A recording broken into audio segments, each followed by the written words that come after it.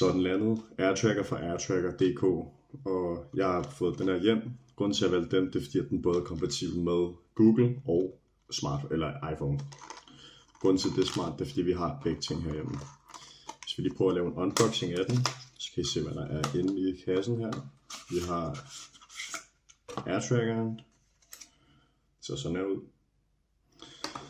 Så er der en lille mikroskruetrækker, og det er til at skifte batteriet, hvis det løber tørt for strøm.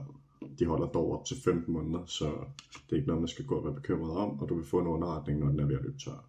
Også en keyhænger med, så du kan få dem sat i dine nøgler, ligesom jeg har her. Jeg har allerede lavet en test med tidligere. For at aktivere den, så skal du holde den her inde i 5 sekunder, indtil den bipper.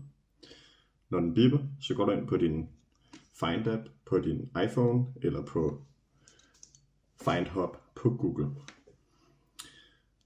Herinde på Find appen, der trykker du på plus. Du trykker på andet emne, og nu søger den altså efter genstanden. Den hedder Nutail, og du trykker opret forbindelse. Indtaster et navn. Vi kalder denne her for nøgler. Fortsæt. Og den skal lige have en emoji med på vejen, og den får en smart en med briller. Fortsæt. Enig. Og så er den altså forbundet. Afslut.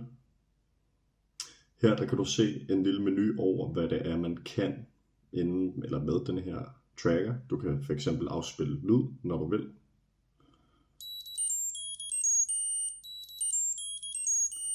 Det er smart, hvis du ikke kan finde dine nøgler, eller dit barn er blevet væk, og du har puttet den i lommen på dem.